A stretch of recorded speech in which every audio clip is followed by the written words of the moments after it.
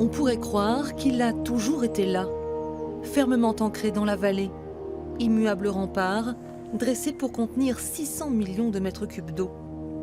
Mais il y a bien eu un avant-barrage, un lointain souvenir que ne partagent que quelques initiés. Le paysage qui existait autrefois, c'était la profonde et sauvage vallée de la rivière d'Ain, qui était impétueuse, surtout lorsqu'elle était en crue. C'était des passages, c'était romantique, c'était superbe. Et le lac s'est installé. Attention. Tout commence par une immense saignée. Il faut faire place nette, déboulonner, creuser, défricher. Gérard est un tout jeune instituteur lorsque la déferlante du chantier s'abat sur Vouglan et les alentours. Les villages se mettent à déborder de vie. Il y avait des gens qui habitaient chez l'habitant ou dans des caravanes.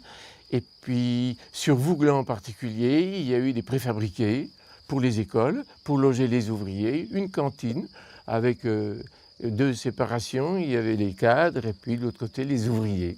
Traditionnels, quoi. Alors il y en avait un petit peu de toutes les origines, hein, disons. J'avais beaucoup de mon côté à faire, les autorisations de résidence, voilà. Au plus fort du chantier qui démarre en 63, il y a jusqu'à 2500 ouvriers. Des locaux, des étrangers, des itinérants. Les contremaîtres ont l'embarras du choix, même s'il faut avoir le cœur bien accroché pour travailler soit dans les galeries, soit en équilibre à plus de 120 mètres de haut. Mais il en fallait plus pour impressionner Jean, qui s'ennuyait dans sa tournerie sur bois. À l'usine, je sais pas, on gagnait 40 000 francs par mois. Ben là, ça sautait du simple au double, quoi. Alors bon, il y avait déjà ça, quoi. Mais c'était quand même notre métier. Ah ben c'était pas, bien sûr, c'était pas du tout pareil, quoi. C'était déjà, on travaillait dehors, on bougeait, c'était moins monotone que de travailler dans une usine, là, toujours faire pareil, quoi. Des fois c'était gelé, il pleuvait, ou des fois, c'était pas toujours bien gai, mais bon, faut savoir ce qu'on veut, quoi. Le barrage aura coûté la vie à 7 personnes, englouti 3 villages et hameaux, dont la superbe chartreuse du Vaucluse, vestige du XIIe siècle, envoyée par 45 mètres de fond. Des détails quasiment gommés de la mémoire collective face à la manne promise.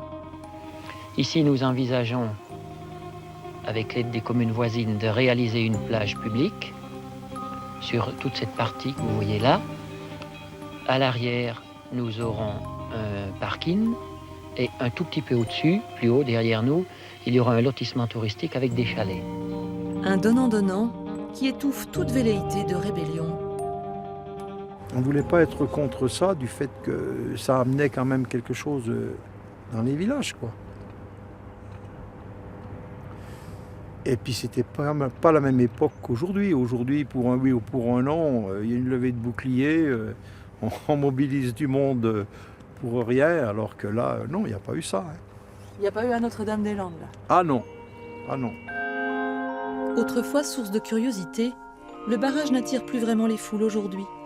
À croire qu'il a toujours été là, fermement ancré dans la vallée qu'il a façonnée.